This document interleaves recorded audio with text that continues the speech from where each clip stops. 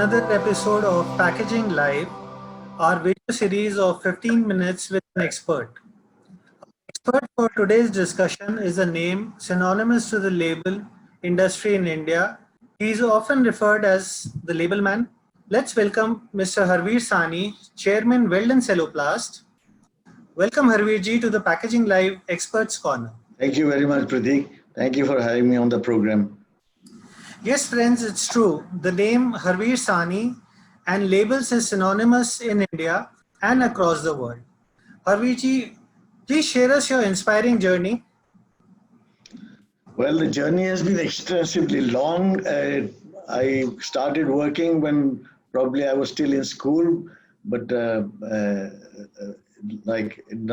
early 70s, I joined my father's business of stationery and was first put up in charge of sales. So because of that, I traveled all the length and breadth of this country, probably the remotest parts of Himachal and the southmost part of India. And even for the exports, I was traveling all over the world. So that's the kind of experience I got in networking and interacting with people, building up relationships. And then once I was done with sales, so I was because of my education, I did my BSc in chemistry. So I was given the job to start the new factory in Faridabad. So when we started that, my first thing I did was I set up a lab there and started researching, and the kind of work I did there included formulating inks, adhesive, cosmetics. I even did screen printing in-house, uh, plastic molding, and then finally, as an extension of the stationery line, we put up a quota to make BOPP tapes. That was one of the first 3 or 4 quotas in the country. But gradually, that line became very competitive. So what I had to do was move back from there. And I changed that to siliconizing. So we started making silicon release papers, and that was my entry into the world of labels. So once having done that, I again was traveling to exhibitions in India and abroad. And like in 1981, I visited Interplast. It changed the way my mindset was. And during my travel, I saw a magazine, Labels and Labeling, and got the address from there. And those days we could not subscribe because we were not allowed to send foreign exchange like we can do it now. So I took the address, and in London, I went to that address. And when I knocked at the door, a lady opens the door and says, "Yes, what can I do for you?" I said, "I want to subscribe for this magazine." And she turns around, and on her shoulder, she says, "Mike, there's this gentleman from India who wants to buy your magazine." so, so that was my first real interaction with the world of labels when I met the international label guru, Mike Fairley. And well, then the story goes on from there onwards. And then there was no end to where it was. And my first knowledge sharing thing was that when I wrote for Labels and Labeling somewhere around the start of 2000. And, and, um, and then probably when I brought them to India Label Show in 2003, and eventually they took over the show and it became Label Expo. Wonderful, Mr. Sani. If ever a young person is looking to join the industry, he should be inspired by those words. While you are a veteran in the industry, but a young person at heart, I'm sure this period has been challenging and something that you would have not seen in the years that we've seen the industry grow. Yeah. What are some of the challenges faced during the lockdown due to COVID? And how were you managing to serve your customers during this period? It's a very interesting thing that in the initial days, though we didn't know what to do. Absolutely everything was closed. The print buyers, customers were closed. We were closed. But I think in a week's time after that, they started opening for essential supplies, printers. But capital equipment was absolutely no, which even now it is like that because selling a capital equipment needs human interaction. Anybody who wants to buy a machine worth crores will like to probably see 3 or 4 kind of equipment working and talking.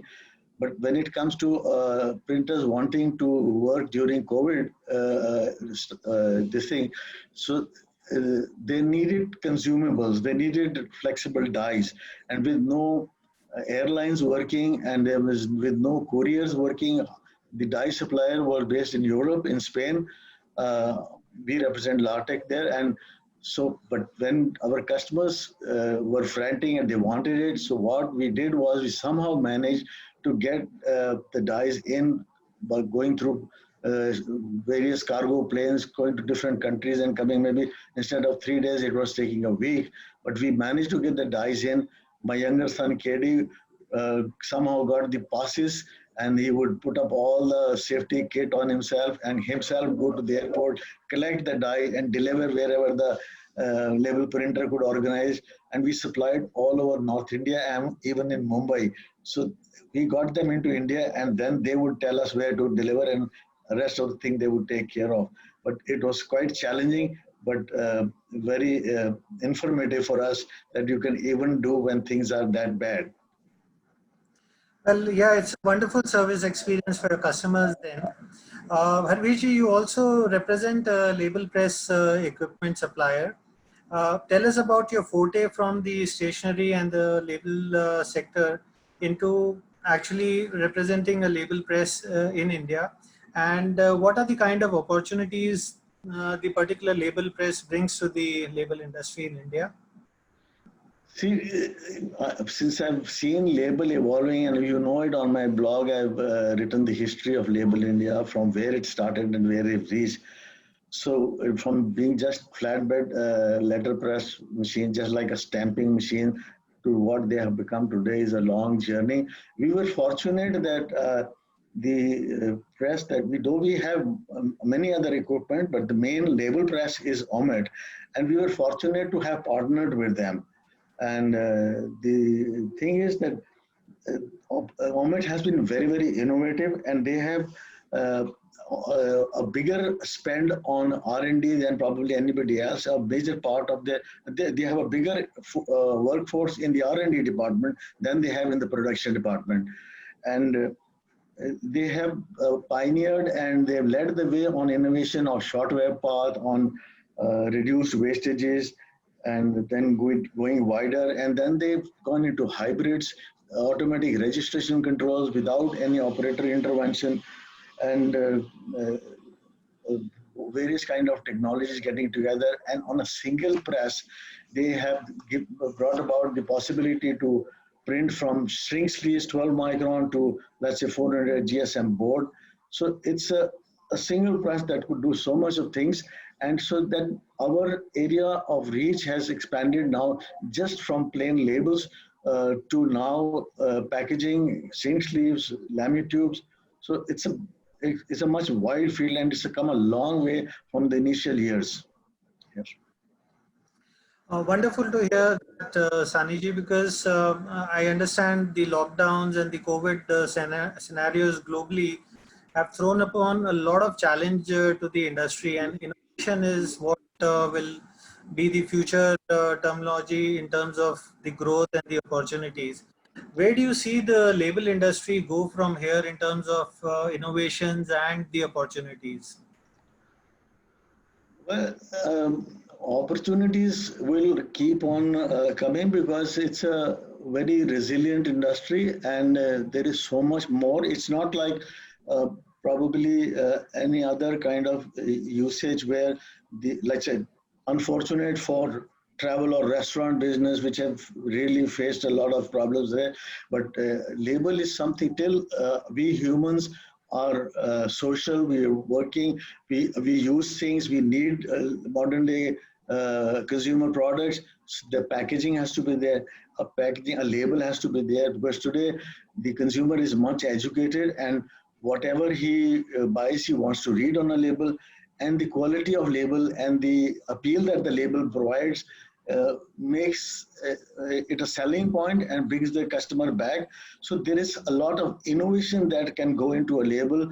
Uh, like we have printers who try to create a wood feeling on the label, a cork feeling on the label, a silk finishing on the label. They like to put raised natural effects of fruits and all. They create kind of things on that. So they have to think out of the box and have to create. So innovations is a very, very important thing, and it has to be on an ongoing purpose. And um, well, if you have to have keep following what others do, then probably it's not the way forward. Wonderful, Sani. I'm sure we've all been talking about COVID throwing so many challenges, but one thing is for sure, it's also given us a welcome break and more time for our family. Sunny, you are an avid blogger, and also I understand that you're also a master chef back at home. So, is there something that you have on your bucket list post COVID, or something that you've done during this period at home? Three things I would say very interesting. Number one, it was it was amazing to be enjoying my grandson, who's just who's about 2.5 years, and I think today he's my best friend. So playing with him, walking with him, and trying to relearn what we learned in the nurseries is a very pleasurable thing. And well, as far as my blog goes, yes, there's a lot of research I've done. I have compiled my book, which is on the history of label in India. It's almost done, but I need to cover a couple of more people who have actually done a lot of work in the field. And plus, I need to get a lot of pictures. So probably I'll have to wait when things improve a little before actually sending it, I mean, taking it up to the publishers to probably think of creating it into a book.